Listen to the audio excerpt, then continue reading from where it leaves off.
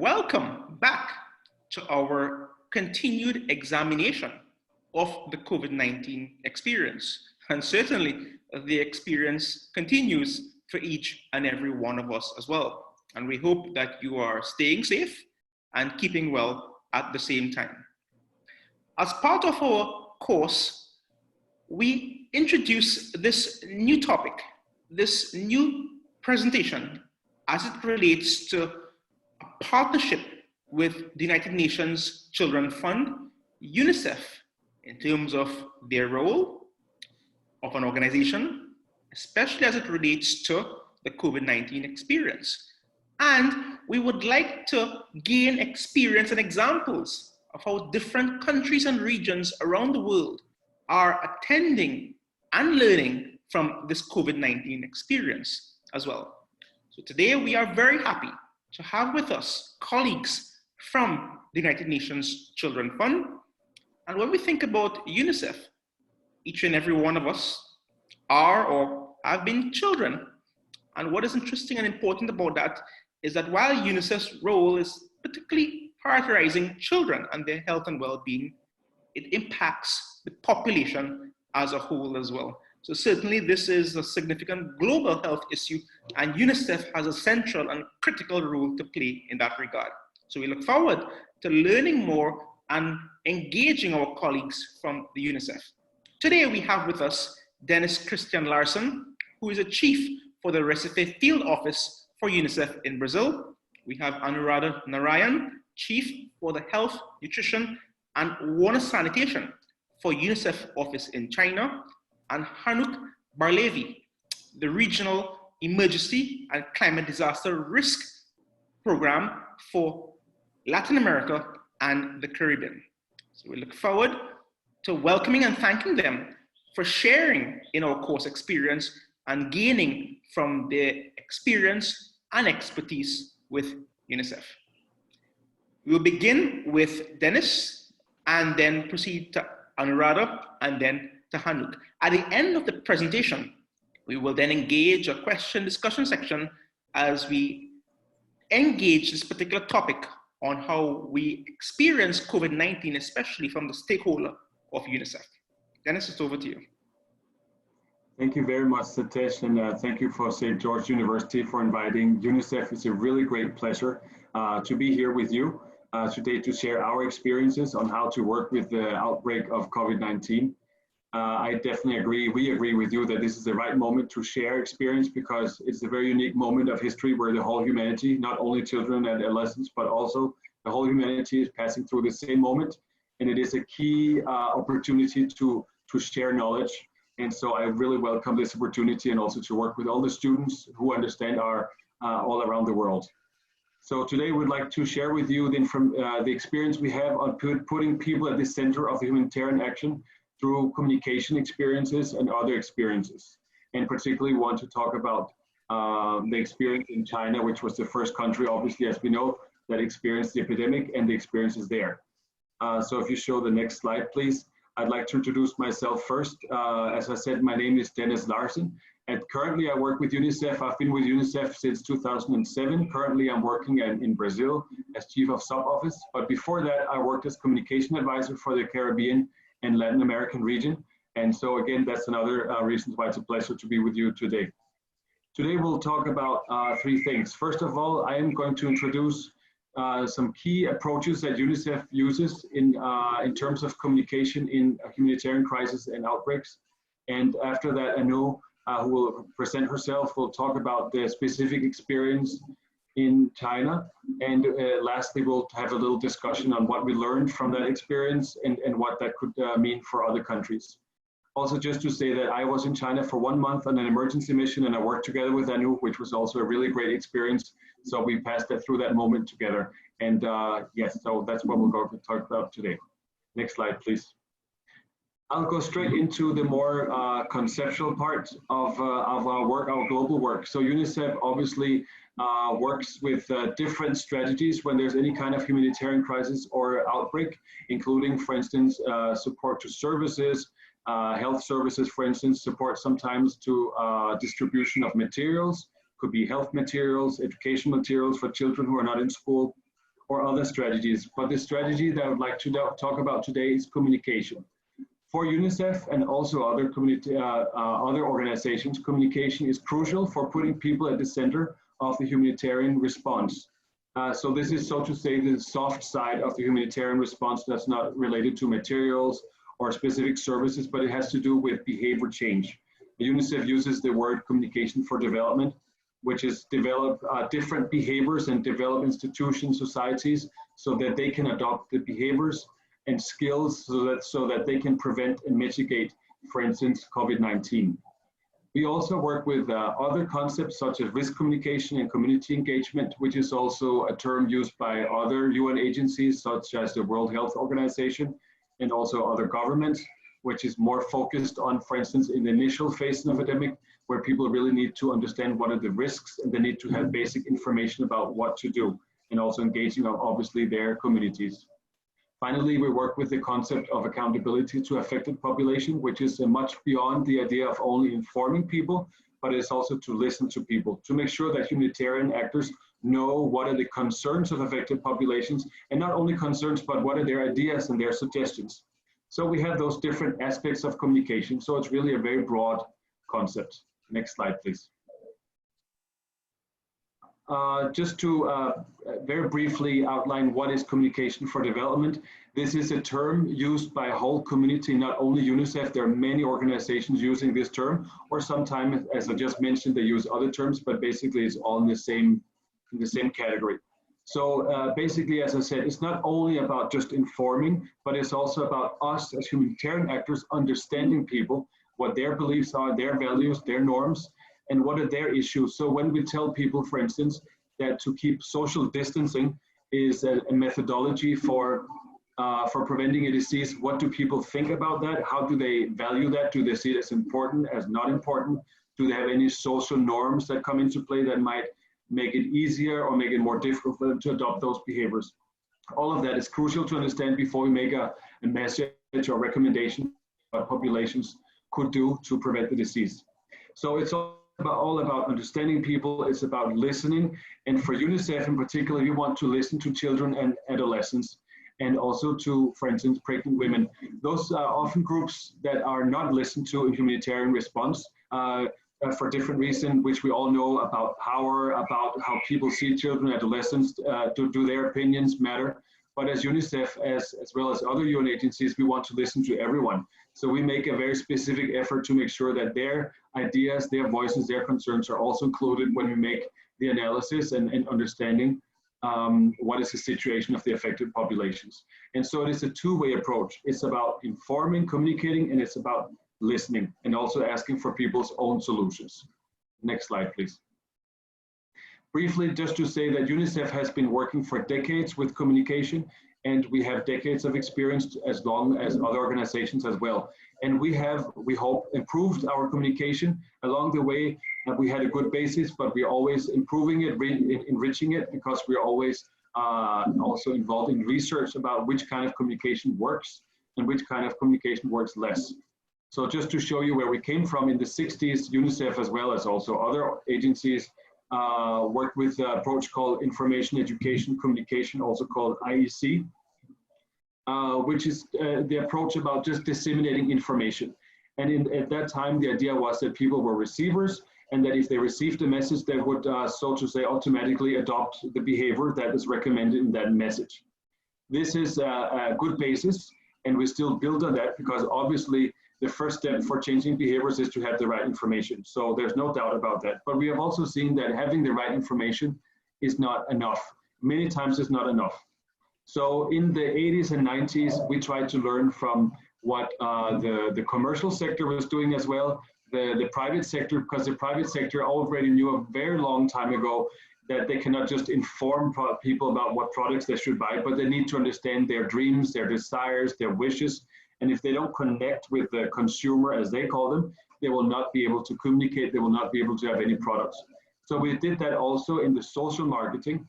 So we did that in UNICEF as well, and other agencies, trying to get that in there and to start to do studies to be able to better understand what people have in terms of knowledge, attitudes, and practices. And today we are building even more on that. So today UNICEF is working with the concepts that people, of course, they need information. We also need to understand what moves them. But also we know today that people work in social networks. And this, of course, is very clear today that we actually work with social media. So people are not only influenced about what they think or what their own near community thinks, but they're influenced by influencers, what many other people think. So they're informed by these social norms and these social networks. So today we're always building on that. So to say this is the basis of our approach. Next slide, please. We work on a social ecological model, and I'm not going to go in depth with that. I think maybe some of you already know this model. It is just to say what I said already, that people work in networks. So obviously the first step is to work with you see the yellow circle in the middle. You have to start to work with individuals to know what they need to know and what they already know, what their attitudes are, if they find it important, if they find it not important. But that is not enough. We also need to understand who are the people who influence them in their communities, which organizations, and even at national level, in politics, who influence the agenda. So we need to work on all those different layers if you want to have a result. An example could be hand washing. A person could know, for instance, that hand washing is very important, but if they go to their community and people in the community thinks that this is maybe not the first thing to do, this is not that important, if their teachers are not thinking that this is the most important thing for their students or their children, then they will get a communication that goes counter the idea that individual had. Or if a government, for instance, would emphasize other elements in their campaigns, their policies, of course, that will influence the whole way to the individual. So if you want good results, we need to communicate with all of those different actors. Next slide. I'm just making now some very brief benchmarks that UNICEF has developed, and those are the benchmarks that Anu will talk about when she's talking about the experience in China. We did some benchmarks that we use for any kind of humanitarian crisis or outbreak for our communication for development strategies as UNICEF. And the first one is that we need to work program implementation with advocacy and in all areas. So as I just said, this is the social ecological model that I talked about. We need to have a strategy. So it's not about just sending out messages, doing technical issues, but we need to have a strategy where it's very clear what kind of results we want to achieve. We want to know how many people do we want to reach and what changes do we want to see in that specific population. So in terms of COVID-19, we knew very well that we need children and adolescents, for instance, to wash their hands. So we need a strategy to do that. So in the strategy, we need to know who are the people, where are they, how will we communicate with them, through which channels, which partnership, and how much does it cost. So very important to have the planning component there. And many times we see in emergencies, there's not always time. People feel that they have to rush, which is also true. They run and they start to communicate, but they have not always gone through a strategic process. We think that it is possible. You can, in a very quick time, actually develop a communication strategy. Next step, please. Sorry, next slide, please.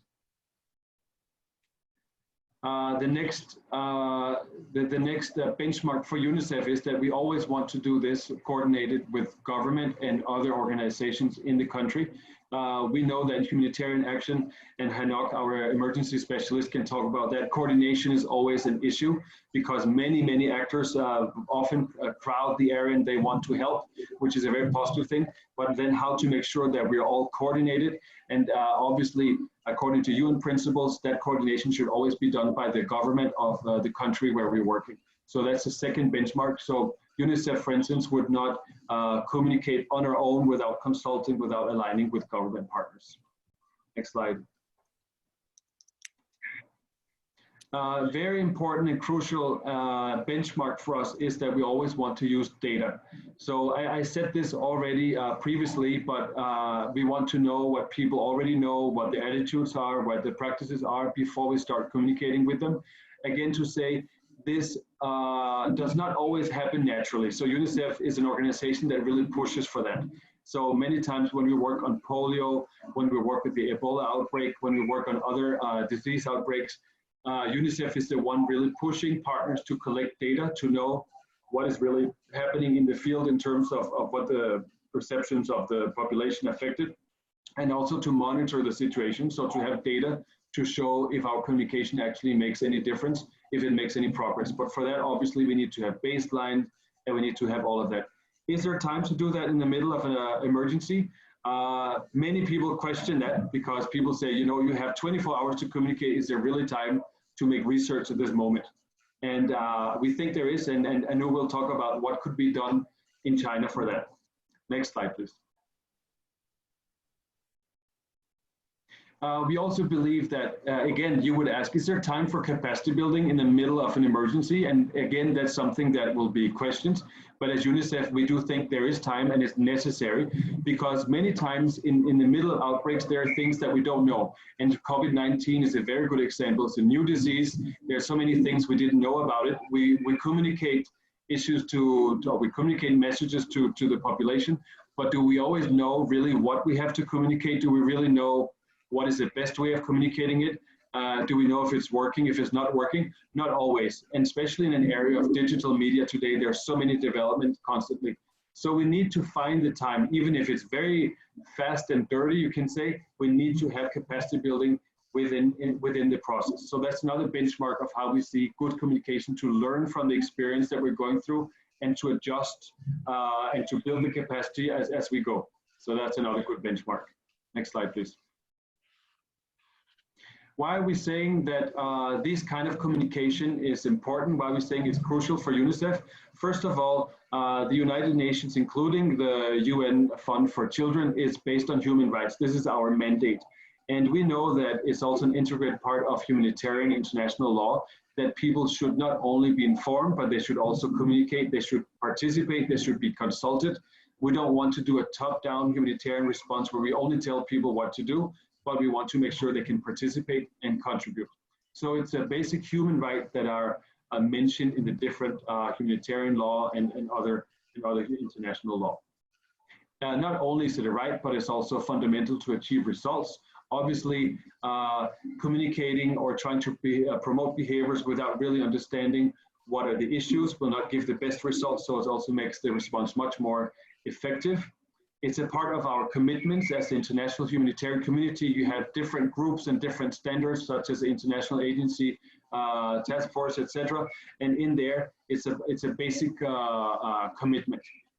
It links the humanitarian work to the development programming so that we can always build back better, keep strengthening, and in that process, always communicating and having the feedback from the affected communities. And when we say it's also a matter of integrating cross-cutting issues, it is because, for instance, if there's a health issue, you might think we should only communicate about health issues, but when you start to listen to people, you will quickly understand that there's an impact in other areas of their lives. So for instance, when you communicate with families, you will understand that they will quickly think about education issues, how will their children continue learning in this outbreak. Maybe there are other issues related to violence at home that might appear. It is holistic, so the problem cannot be only isolated. But we will only know what are those problems if we communicate with the people we're engaging with. So that is another reason why it is so important to put people at the center of the humanitarian response, and it's important to communicate. Next slide. So we need to set up different platforms to make sure that we can get all those feedback. And this, of course, should be done in the preparation phase because sometimes there's not too much time to set up platforms when you're in the middle of an emergency. So there's always that link between development, prevention, preparedness, and the actual response. And so again, Anu will talk about what platforms existed in China that could be used. And most likely, we did not expect that those platforms would be used for an emergency response, but the fact that they were there could really make a difference. So we always have to make sure what are those platforms that we nurture to make sure to have this relationship with the affected population. Next slide. Finally, we need to evaluate, monitor the changes in knowledge and attitudes and practices. We need to keep documenting, we need learning. And this is what we're doing today. We're now documenting the experience in China of COVID-19 so that we can share with other people. And I'm sure Anu will talk more about the ongoing evaluations that we're thinking about doing to really document and register what worked and what didn't work so that all the other countries in the world can also learn from that experience. Next slide. So this is the end of my presentation. It was a lot of information, a lot of concepts, a lot of ideas, but I hope that some of them were maybe not used to, new to you. Some of them hopefully reinforced things you knew already, but it put it maybe into a more systematic framework, I hope. And now I'll give the floor to Anu to talk about how we applied those principles in the field. Thanks so much. Well, thank you, Dennis. And thank you also to colleagues from the St. George's University to invite us to provide this and given us this opportunity to speak to you all about our experiences in China. I head up our unit that looks at our health engagement with the government of China. We also look at nutrition and water sanitation. And we are roughly about 120 people who are working closely with the government of China on a number of different child health and child right related issues. And so when COVID-19 came along, as you know, it started first in China. So it was, we didn't even have the level of information that you all have now. So it was really sort of a process where we were learning as we were going. And I will try to provide a little bit of a roadmap of how we engaged with the government of China, particularly with the National Health Commission, which is the Ministry of Health, in terms of helping them with their response. And yes, and as Dennis said, he also came to help us, but specifically in designing our communication for development or our risk communication that was targeted to children and pregnant women. And I will try to sort of speak to that in particular.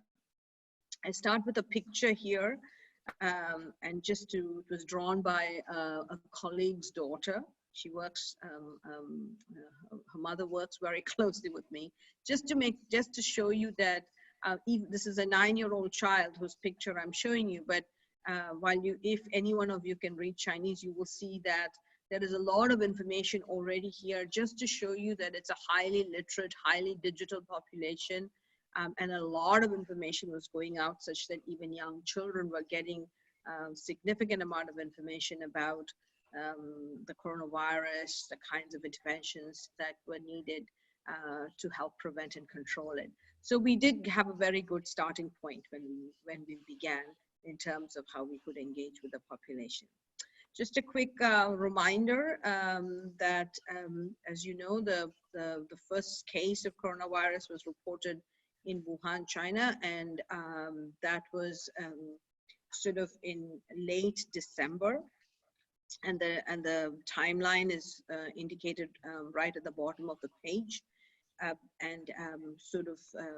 map shows the trend of the reported cases over a period of time. As of now, the number of cases are extremely low in China. We have, while the government is tracking about 1,000 cases, since April of this year, all cases that are in China are coming from outside. So it's sort of people returning to China from different parts. That's where the cases are coming from. And indeed, I think the trend has shown, I mean, it's, you know, that with social distancing, with prevention and control measures, China has really flattened the curve, and things have actually started to recover and improve. Sort of looking back now, I think we could divide our response, particularly of risk communication, into sort of 3 parts. We might discuss that as an early response phase, and then a critical response and early recovery phase, and then a continued response and recovery phase, which we are in, which we still continue to be in. And the part to say here is it all goes very fast. So we are talking only about sort of 4-week windows between the 3 different phases, which is actually for any government, any organization requires people to be extremely nimble, very agile, continuously learning and updating information and communicating actively with the population as the situation rapidly evolves. I think this is very unique about the COVID-19 situation, and I'm sure you're all experiencing that in your own countries, literally day to day, there is new information coming, and behaviors and understanding of risk has to be continuously updated. So I'll also talk about our engagement across these three stages, and in terms of what was UNICEF's response and engagement with the government across these three stages.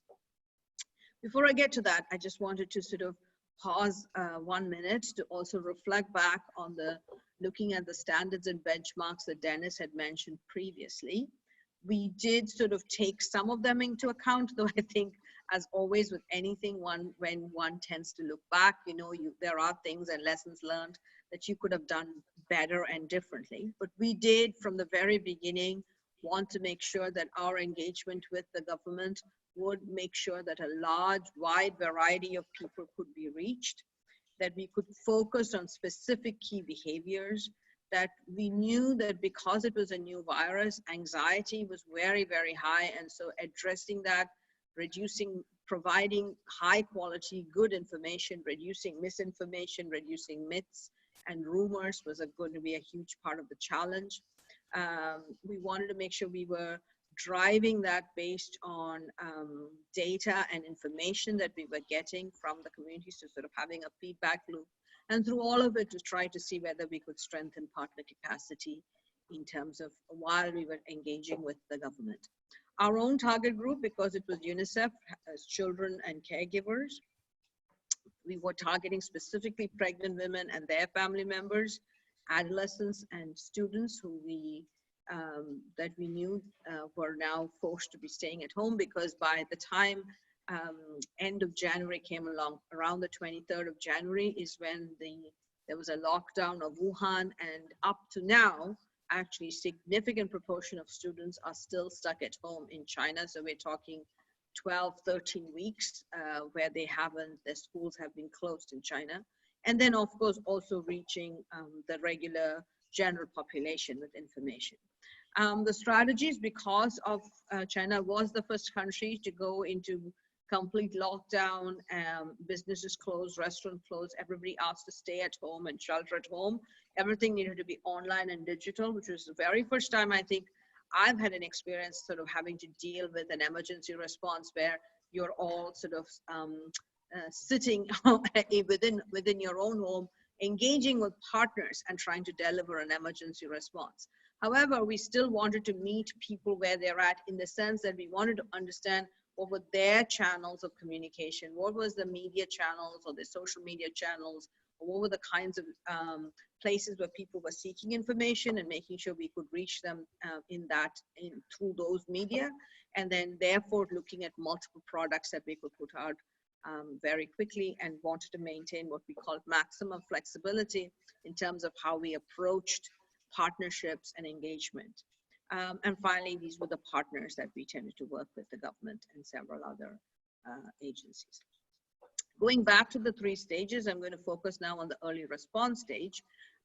In that stage, I think the objectives or the main purpose of the communication really was around facts about the virus. What we knew, what we were learning quickly, what we were understanding, which was rapidly changing on a day-to-day basis.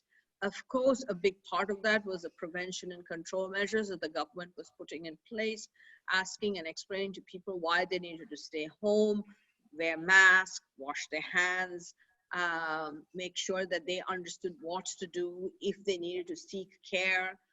All non-essential services were cut back, so that meant that people needed to understand if a pregnant woman needed an antenatal care service, what was she supposed to do? If a child needed an immunization, what were they supposed to do? So those kinds of information became highly critical. We also very quickly understood that there were adolescent anxiety and mental health issues that we needed to address. So we started a process quite early on in terms of understanding the adolescent mental health needs and developing a program to sort of target them and support them in what they needed. All the while sort of also understanding that some people will need to access essential services. So helping also to make sure that some of the health workers could actually, they were asked to do sort of consulting through telephones and things like that. So helping them with like basic information and capacity building that help workers to benefit from. So these were the kinds of things that we focused on. We did, as in terms of coming back to one of the benchmarks, did collect some questions and information both from pregnant women and from adolescents, so that our responses or the answers that we were providing or the information that we were providing were based on questions that we understood and heard directly from the population. For the adolescents, we ran a very small, relatively small, quick digital survey, and we got a bunch of information from them. For pregnant women in particular, we already had a platform with the government through which we could gather some information. It was sort of a digital app, and we used that, and that really helped us to also develop communication that was targeted and in response to the questions that we got. So these are the kinds of products that we quickly pulled together. Everything was online. Everything was online, whether it was posters, whether it was videos, whether they were sort of basic question and answers, like frequently asked questions and answers, FAQs, a voiceover ebook, sort of including UNICEF has access to what we called our goodwill ambassadors, which are celebrities who work with us. So using them also to amplify messaging and information. So all these kinds of products were put out entirely through digital platforms. From that early stage, we then moved into our next phase, which was sort of in the sort of partly it was still response, but also starting to be early recovery. At this point, people had been indoors for about 5 to 6 weeks already. So the initial anxiety, while still existed, there was a lot more information that was forthcoming about the virus. They understood that the government was effectively responding to the COVID crisis. So at this point, they had moved on to other kinds of issues. There was a lot of questions about diets, about staying healthy, about early childhood development, particularly because parents were struggling with teaching children at home, as again, experiences that many of you might be having. And so our communication then changed to some of that. What you see in this small video here is an online challenge that we put together for indoor exercising and asking adolescents to engage with parents or other members of their family and post small videos about themselves doing exercise indoor at home. We also then conducted sort of online session on maternal and child diets, which are helpful through digital platforms like TikTok. And then all of that was, again, continuously learning from the population about what they had understood and what kinds of sort of questions that they still lingered. And all of those were the ones that were driving, in a way, the kinds of information that we were putting out. Then we get to the third phase, which is still the phase that we are in. And here we started to now think about preparing people and children to return both back to work and back to school. In terms of returning back to work, which became a major campaign for the government, the idea was to sort of also not only look at workplaces being safe, but also to make sure that workplaces were becoming family friendly, in the sense that they were putting in place practices that could allow people to work with young children, to work from home, to have flexible working hours. If they hadn't fully instituted things like maternity or paternity leave, like making sure that those kinds of things were fully in place, paid sick leave, all those kinds of policies were actually being implemented and encouraging workplaces to do that.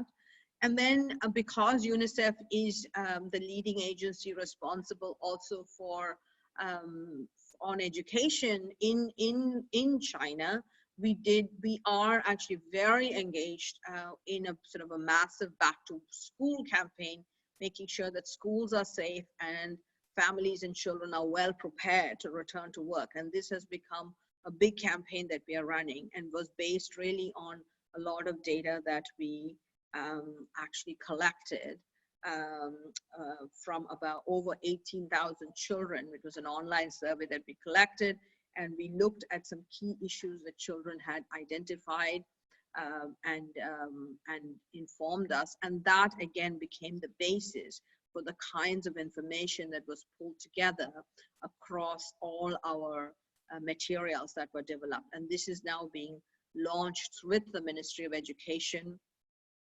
across the whole country, and as schools are slowly starting to reopen province by province, these information materials are being rolled out, but they speak very specifically to some key concerns and issues that both parents and children raised, and they are driving some key behaviors that we want teachers, children, as well as parents to follow as children come back to school. So just a final 2 slides. I mean, this is just to give you a sense of the kinds of different types of products that we had developed across the different target groups that we put in place. And then just to give you a sense of the results that we have, roughly across all the different populations, we reached over 71 million people, and that was both through UNICEF channels as well as the government channels. But in addition to the reach, wanted to also make sure that we focused on understanding what might be the types of behavioral results that we were getting. And some knowledge results that we saw in terms of understanding of sort of key behaviors that people needed to follow around prevention and control. So when we asked pregnant women, we found that significant proportion of them knew what are the right things for them to be doing. That was also because the government has a very strong media platform, and information was really widely available, but it did seem to have made a difference. That significant proportion of them did know all the kinds of behaviors that they needed to do. And then also when we checked in for other things that we did in terms of the indoor exercise challenge, for example, it felt like because we asked people to sort of engage with us, it was an interactive process where people were also asked to post the kind of post examples of what they did. That also, I think, we think perhaps led to ways in which they might be encouraged to continue practicing their behaviors. So it was not just something that message was put out, but it also allowed for people to engage with that behavior, to record themselves sort of doing some indoor exercise challenges, reposting it. And that kind of interaction, I think, perhaps encourage people to sort of say that they might be motivated to continue exercising. So in my very last slide, and I'm going to invite Dennis back also to sort of discuss it. I think when we reflect back on things over the last sort of 12, 13 weeks, couple of things that I think has become clearer to us. I think the sort of following the stage-based approach does make sense for many, many countries, because every country is having a similar sort of process by which the COVID cases remain very, there'll be a few 50, 100 cases, and then there's a rapid increase, and then there's a plateauing, and the cases start to come down. So sort of this 3-stage approach seems pretty similar country to country, and I think the information needs are likely to be also obviously changing, but there could be a way in which you can plan and prepare for across these 3-stage period. The other thing is obviously everything needing to be online, highly flexible, very agile because the needs changing so rapidly. In terms of the C40 benchmarking that Dennis had mentioned, very important to have clear behavioral goals and targets in terms of what kind of shifts might be needed. Again, we were lucky because the government of China did use, it was an all of government approach. So everybody was engaged in this, which meant that, and also in some key behaviors which are quite difficult, which might be about wearing a mask in some cultures, or it might be about sheltering at home and staying at home. Those were really very strongly enforced. So those kind of behaviors were easier for people when people had to adopt it. But other things like when you stay indoors, maybe exercising, maybe managing anxiety, maybe making sure that you're able to stay positive. Those kinds of things still remain challenging. And so making sure that those were behavioral goals that we had identified, set targets for, became important. We did establish both new partnerships, but also made sure we revived and used ones that were sort of dormant. For example, we worked with the China Youth League, which we had some engagement, like we had engaged with them very briefly previously, but this really gave us an opportunity to engage and reach a large number of young people. And as Dennis will keep reminding us very many times when he was here with us, the importance of using data both to design, but also then to monitor and evaluate the results that we have. Dennis, I'm going to let you sort of finish up with the challenges. Yes, thank you so much, Anu. So for me personally, it was a wonderful experience to be in China and to see how to apply those different principles that I talked about in the beginning.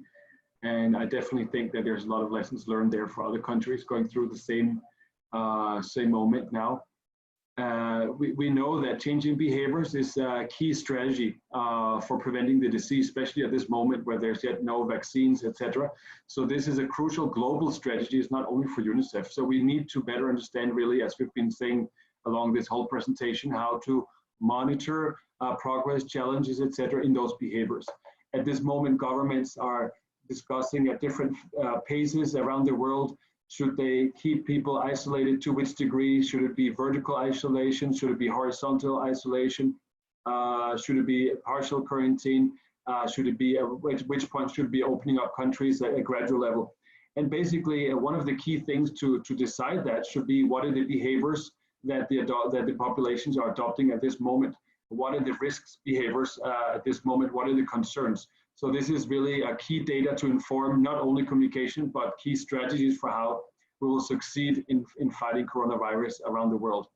As Anu said, there are different moments of the crisis, so there will be different concern and behaviors at one point in the initial part of the crisis, rather than, let's say, the recovery phase when people are planning to go back to work, to go back to school. Those are different behaviors. So it is a challenge to have all that thought out, because this is a new experience, and many times we have not thought out what might happen in 2 months. What kind of behaviors will you be promoting in 2 months or 3 months? So it is a challenge to have that whole system ready in terms of research, in terms of collecting data to be prepared for all of that. That is definitely a challenge.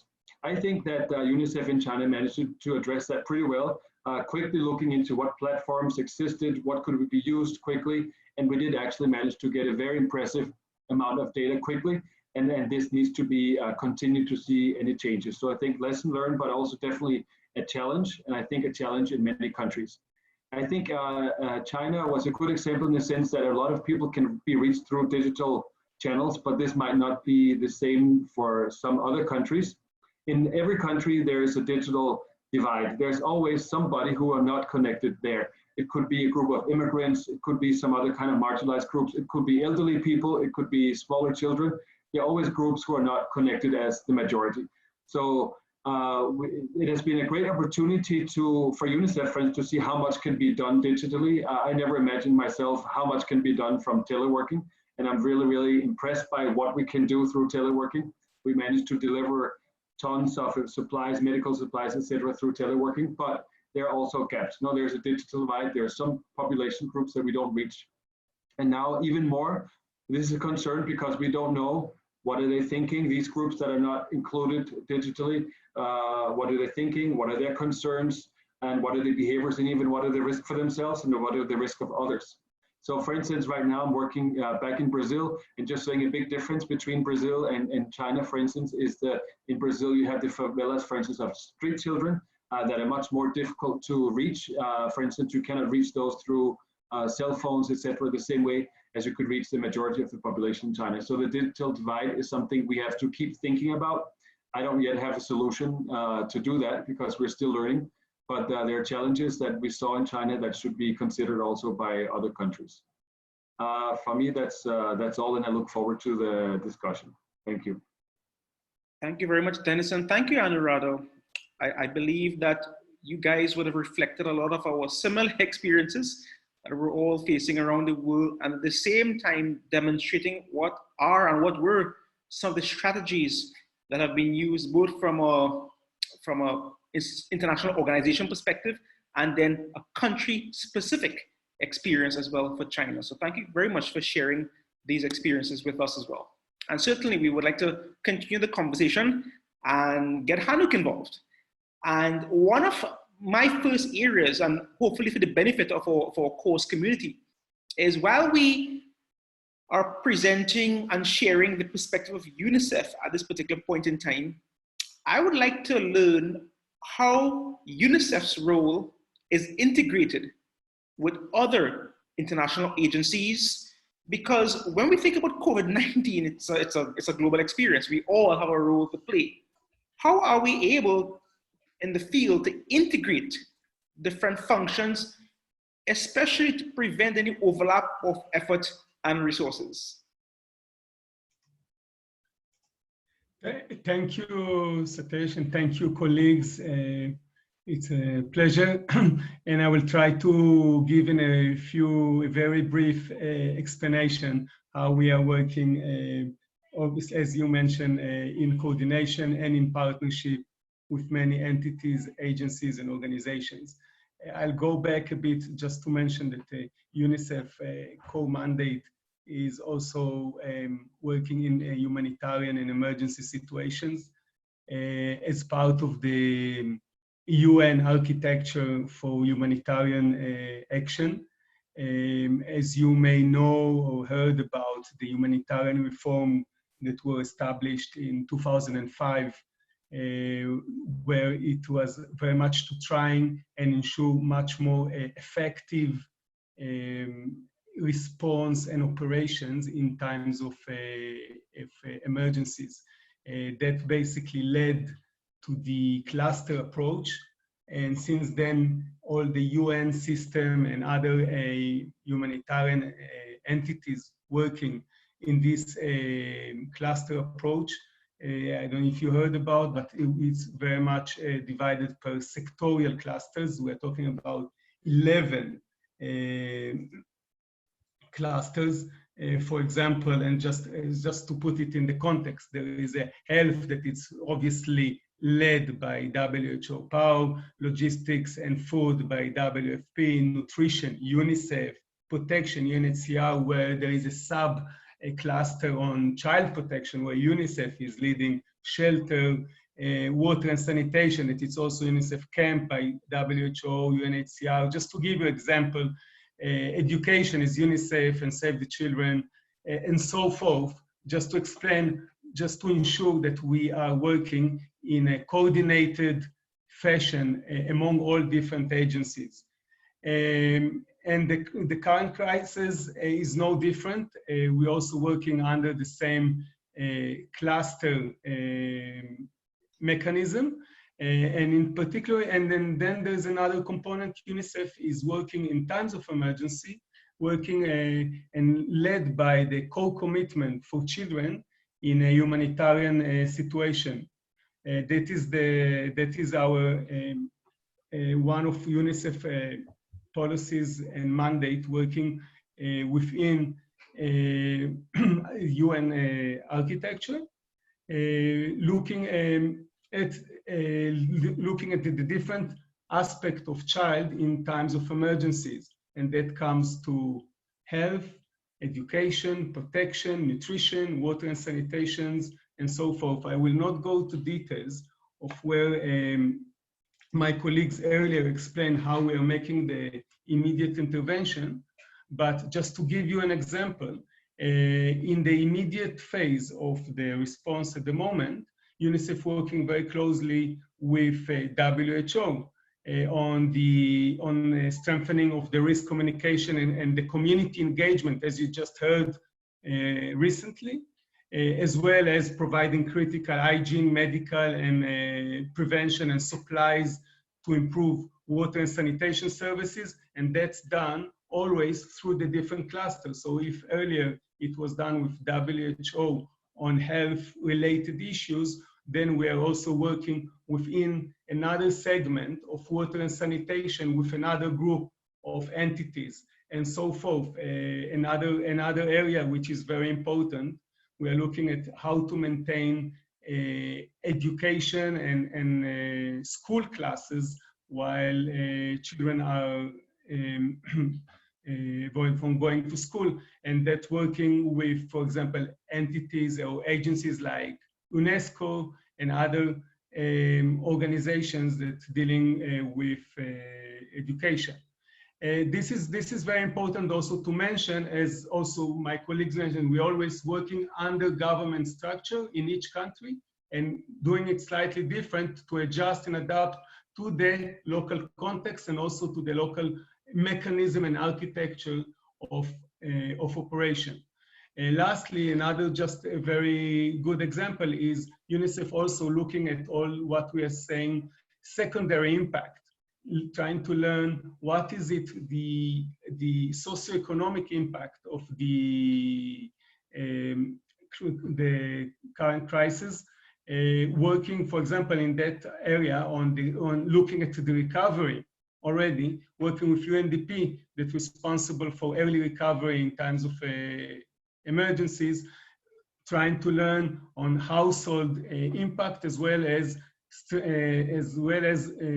services and systems, what needed to be strengthened in order to now responding to the needs, to the immediate needs in this current crisis, but also on more longer term, how we can build back better and strengthening those systems that in the next crisis or humanitarian situation, we will be hopefully better with better capacities to respond and address children's and their communities' needs. And I will stop here in case there are questions, so we are not making it too long. Thank you. Well, that's important, Hanuk, and thank you for sharing that, because what you presented in terms of the cluster structure, that certainly accommodates for a lot of compartmentalization and efficiency in delivering services as well. Just want to follow up on that though, because one of your key stakeholders, as you indicated, was that of governments. Now, as an international based agency, when working with governments, I would imagine that there's a balance that you need to strike in terms of promoting the efforts and the goals of an international agency, but while ensuring that countries maintain their own sovereignty as well in terms of how they're actually able to function and govern. Can you share with us how that balance is actually struck between national agencies such as UNICEF and that of a particular national government? Absolutely, thank you. And thank you for raising this issue, because this is a fundamental issue for us. We are working under sovereign states governments, and we are advising and we are supporting as much as we're given the space. We never take over unless we've been asked for. We always, and also you could see from the presentation from my colleagues, it's always to support either national entities or civil society, but also always, and that is very important when I'm mentioning cluster, this is within the UN reforms mechanism architecture, but that always adjusted to the local context. I can give you an example. In many countries in the region here in Latin America and in the Caribbean, they are not really calling it cluster, they're calling it a sectorial roundtable and or another type of mechanism. So what we are doing, we are adjusting ourselves to the local context, to the local structure, and to the demand that been presented by local governments. It's always in coordination, first and foremost, with the governments. And we are not doing any one step beyond that is not to respond and address government's request and demand. And we are not, it's always in very tight coordination. This is the first step that we're doing, where a representative of UNICEF in any given country, first and foremost, will pick up the telephone and speak with his counterpart.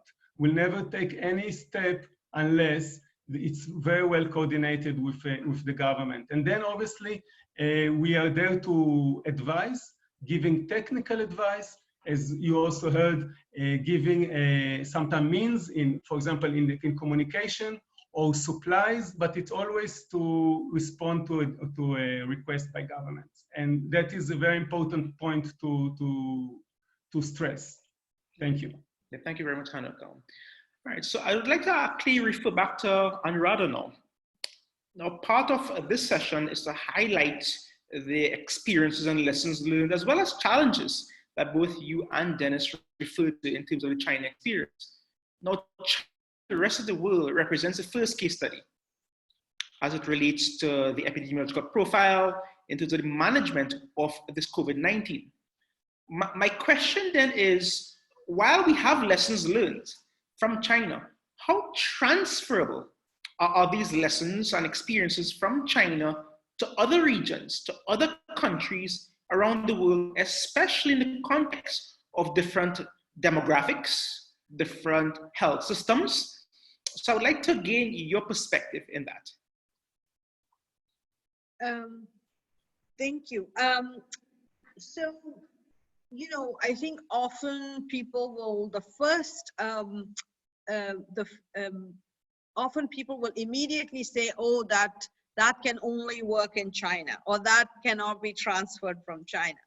And then, you know, and as with everything, there is some truth to that, but we actually think that already many of the lessons learned from China have already been transferred. So the kinds of approaches that were taken to sort of really push social distancing measures, make sure that there was a very strong, clear messaging on the importance of hand washing, wearing masks, identifying early on cases with fever, designated COVID facilities where people could be treated. I mean, these are all now become, every country has started to do that.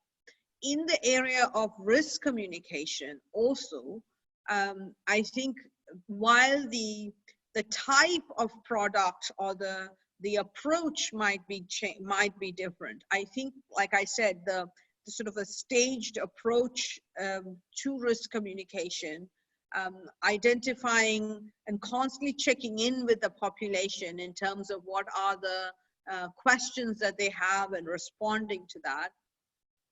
And then maybe even audience segmentation and meeting people where, you know, like, you know, adolescents are going to be accessing different types of social media platforms. Pregnant women were accessing different types of media. Those kinds of things that the government of China did are all transferable. I think they can all be transferred. Perhaps where things are not transferable as much is the very, very, you know, it is a very literate digital population, as we were saying, and therefore over 98% of the people have access to information through their smartphones, or which is it's certainly not the case in many countries, and therefore your channels and the way how you communicate does become challenging, and you'll need to get more creative around it. But there are several lessons that can be transferred for sure. And yeah. Yeah, it's interesting because while COVID-19 is a challenge, it's also unifying in terms of how we're all collectively responding to the situation as well at the same time. So it's quite interesting that. Now, I always like to think of health in terms of both physical, mental, and of course, social well-being. And COVID-19 demonstrates very clearly aspects of physical health as an infectious disease and physical symptoms. Also mental health in terms of the concern from an individual perspective all the way to the global community. And of course, the social implications, because there are social interventions, but also social outcomes of these interventions. So we're looking at this aspect from physical, mental, and social well-being. In the China experience that both you and Dennis reflected on, you alluded to a lot of the issues that's involving in terms of the social and mental well-being. Now, these issues are current in terms of what's going on, but we would like to also maybe understand what are some of the more residual implications. What are some of the more medium to long term? Although we are thinking in terms of day by day, week by week, month by month, and it's difficult for us to even plan ahead. I think Dennis made that point, because this is a developing experience along the way. But in terms of a challenge, nevertheless, planning ahead, how are we preparing to address these mental aspects, these social aspects of COVID-19 going forward? Yeah, maybe I can start a little bit and then maybe have maybe Dennis come in as well. I mean, I think one of the things that we have found is even though in the government of China in mid-March sort of said people can start to return to work, now towards the end of April, we are still finding that the return to any sense of normalcy has been very slow. So there is a lot of residual fear, anxiety, inability for, malls are sort of getting open, restaurants are getting open, but the number of people in there are very, very low still. Even though the government has new measures about how to maintain social distancing and things even within restaurants. I think these kinds of coming back to any semblance of normalcy is going to take a very long time as we are living through it right now in China. Similarly, in schools, significant number of schools are yet to fully start up. The government has only agreed to starting particular grades, so 1 or 2 grades in every school to start. So most of the children are going to possibly stay home through the summer and only return to school in the next term. And then it'll be important to see how that return to school takes place and how children cope and adapt to it. And these are the things that we need to continually sort of assess, like the secondary impacts that Hanok mentioned. Super important to track and keep updating our information about it, because these are likely to linger for a long period of time. During the period of the crisis itself, during the epidemic itself, when we checked with young people, they were very anxious about a couple of things. One was how they will be able to get back to their school routine and and make sure that they don't miss out. That was a huge source of anxiety for them. Another source of anxiety was that they should not be a carrier, and they shouldn't be they didn't want to give infection to other members of their family. So how do they keep themselves but also their family members safe? And I suspect that these kinds of anxiety will continue for a period of time till we are able to demonstrate that schools can be safe, and there is less risk for that. So we are trying to keep track of it, but I think collectively we all need to look at it across many, many countries. Sure. Maybe I wanted to add a little bit to that reflection. I think it's a very good question, Satish. Now, I was working in China, but now I'm back in Brazil working in the response here. So I'm already seeing myself how I can transfer the experience from China to Brazil. And as already mentioned in my remarks, there are definitely things that can be transferred, such as making sure to make research, ongoing research, feedback mechanisms, and always understanding and knowing that the situation is and will be very dynamic and changing constantly, as Anu said. So it is, we can transfer that information or that methodology, those tools. However, some things cannot be transferred because each society is constructed in different ways.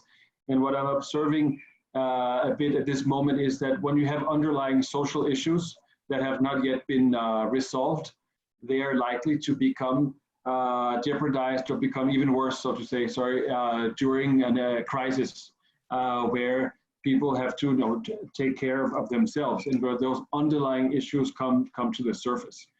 So for instance, we know globally that violence against children is something that is many places normalized, tolerated, accepted, justified by many families around the world. And this is one big cause that UNICEF is fighting against, because children have the right to be free from violence and abuse.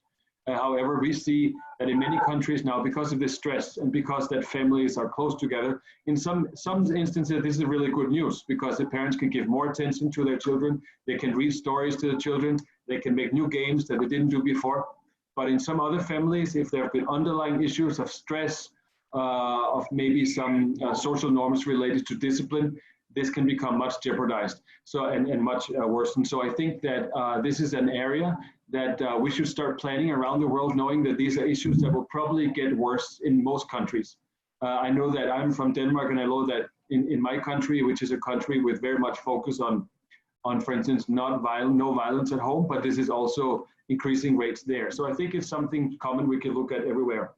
Also, I know as a health specialist can maybe say something about that, but I believe that UNICEF was already before this crisis concerned about mental health of adolescents. We have seen more data about suicides among even young adolescents, which is something very shocking. And I don't think we have reached that point with coronavirus or the quarantine, but it's something that is a risk that if adolescents are staying at home for months and months, and if they don't have any strategy for how to address that, how to promote mental health, I think that could be a risk. Also, just to say thirdly, I think that exclusion of specific groups, we talked about a little bit the digital divide, but we know in many societies there are some groups that are already excluded before any crisis. So we talked about street children. They were already before the crisis in a very vulnerable situation. Now they're the ones who cannot stay at home to protect themselves at home. They cannot wear masks, they cannot wear gloves, they don't have access to water, they don't have access to soap. So we already know which of those groups, which situation will become much worse during the crisis. So I think that we can plan a lot ahead. So I said, I don't think that is necessarily a lesson learned from China, because I think China is a relatively egalitarian society.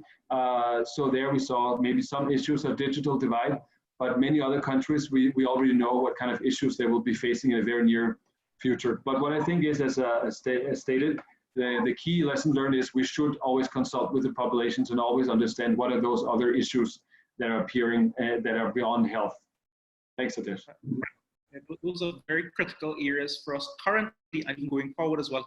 What I suspect is that these are not new issues, but as issues that are really highlighted out of the pandemic and our response to the pandemic as well at the same time. So we really need to aspire towards providing equitable resources and effort in addressing these issues at the same time while trying to manage the infectious disease and the dynamics of that as well. So as we end this discussion now, I'd like to probably maybe just reflect on my own well-being. Let's think about a post-world, post-COVID-19 world. And I think that we all look forward to that as well. And that will come, you know.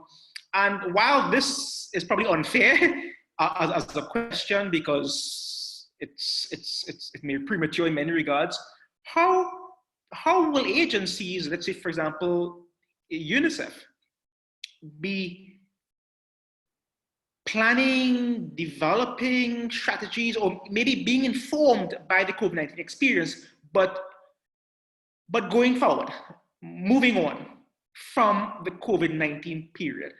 And I think that is an area as well that countries, from an economic perspective, from a business perspective, even from an education, learning perspective as well, how do we use this experience currently, but moving on, post-COVID-19?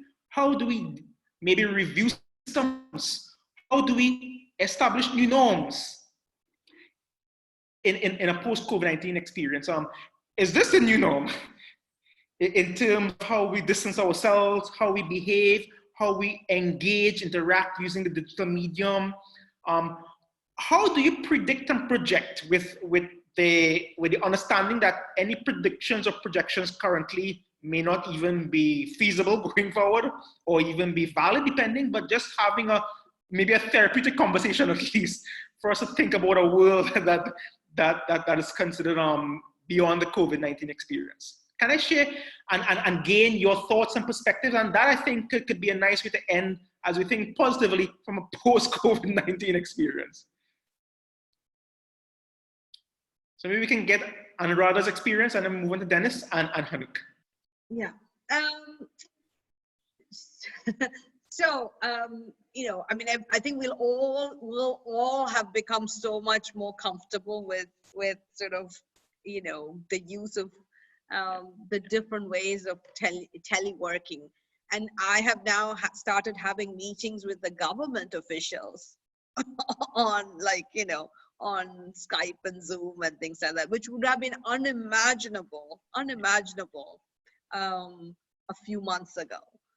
So those are, I mean, so that, and it's sort of, in a way, has also, I think, some new partnerships that I think, you know, in ways of working, particularly as, I think what the COVID has also done is sort of shown how an all of government approach means that organizations like us can and should reach out to sort of partners that we may typically not have worked with in the past, because it's about reaching different population groups that we might have said we could get to at some point, but now it's becomes very fast and urgent. So we've really established some new partnerships, both with private sector, but also with public sector organizations that that are likely to be to sort of strengthen our work. I also think the private sector has in China at least stepped up quite a bit in terms of also becoming more creative in terms of how they can engage, particularly digital media companies, sort of not really look, I mean, partnering with UNICEF in ways in which that is really sort of enhancing reach, but they themselves also learning in the process the kind of social good that they could be doing, and they also adapting. So for example, this sort of indoor challenges and things, I don't think in the past they would have thought about something that had a social good, you know, but that we've been able to alter the way they think also in terms of the kind of public sector partnerships that we've been able to create. So I think those are all good things, for sure, that I think we'll all have to adapt to that, because if we don't have those in place, with the economic situation changing, these kinds of partnerships are going to be very necessary for us to be able to continue some of our work going forward. Yes, from my point of view, thanks, Anu. From my point of view, looking post-COVID, I'm hoping to see my private life and also the world as much more connected. For me, of course, as everybody else, it's very tough to be in isolation. For me, it's been now 2 months, I think for Anu even more. So personally speaking, this is obviously very difficult. At the same time, I have been more connected, at least virtually, with my friends around the world, colleagues. Even the invitation to participate with St. George University today, I think that would never have happened if we were not all in the same crisis. So in some way, I feel much more connected. And I hope that we will continue this connectedness, beyond this, and knowing that a problem of one country or one group can very quickly become the challenge for all of us. So we need to be paying attention to everyone around the world. We need to pay attention to the health of everybody, the well-being of everybody, because the implications are very big, and we are connected, and we need to work with that reality. So I think this is a moment to be solidary, and I think I'm very proud to work for the UN, because this is the mandate of the UN at this moment, and I really hope that we'll continue to strengthen this role of convening, of bringing people back together and connecting together with universities, with private sector, and all of that. So I think there's also definitely opportunities. Thanks a lot. And if I may, from a humanitarian perspective, we're always saying that crisis and emergencies is as bad and painful it also open new opportunities. And we're using the concept of the BBB, build back better. And that's what we hope to see. Symbolically, yesterday, 22nd of April, it was the Earth Day. We use it as a great vehicle to reiterate those messages that actually what is happening now, it could be a wake-up call for us, and to understand and to look back a bit to how we are moving. There's a lot of issues here. There's a lot of angles to look at our economy, the way we were thinking, consume more, produce more, but maybe no, maybe we have to think about how we are producing less, consume less, traveling less, polluting less, more attentive to the earth, to our planet, and yet to maintain development. It's not to stop development. So we may need to look at we may need some paradigm shift in what we're looking and what we're saying, what is it really development, and how we're proper adjusting it, how we are, for example, just to mention renewable energy, how we are investing more in renewable energies. You know, you're in an island in the Caribbean, there are issues of water, issues of energies, issues of pollution, of waste management. There are many issues that we put aside as a secondary issue that may need to come now upfront as part of our development goals. So what basically I'm saying, and I will close in saying, this is a wake-up call, and we really hope that we slowly get out of this. Probably it will not be one day and another, but it will be a process where we do probably start seeing how we live new lifestyle, and do things slightly different to ensure that that's not happening, and not only, and to be better prepared when these crises are coming, we are better prepared to respond and overcome them, and be more sustainable in our development. So yeah, thank you very much, and that's how I'm closing. Thank you very much, guys, for that. I think it's a very positive note to end, because while COVID-19 is an unprecedented and real health burden, social, economic challenge to us individually and collectively, at the same time, it is an opportune time to help to redefine and really focus us as a collective society and humanity going forward as well. And that offers a lot of opportunities for us towards sustainability, for us towards understanding our benefits and our roles together, as well as for the planet in which we live in as well. So thank you guys very much. Thank you, Anu, thank you, Dennis, thank you, Hanuk, for the work that you're doing, the significant work that you guys are doing around the world in general, but also specifically in the response to COVID-19 as well. We all appreciate it very much, and we also, on behalf of our course community, thank you for sharing your knowledge, your expertise and experiences with us as we continue to examine the COVID-19 experience. Keep well, guys. Thank you very much. And to our course community, this is another installment of a significant part of our continued exploration of COVID-19. And while the session ends now, the conversation continues, because we will continue in our discussion forum, and we look forward to more live panels and more collation of content and understanding information with colleagues around the world, as we are all in this together, sharing this experience of COVID-19. Thank you very much. And on behalf of our course colleagues and team, Shannon Rush, John Soap, and all of us in our online team, keep well, and until another time, goodbye for now.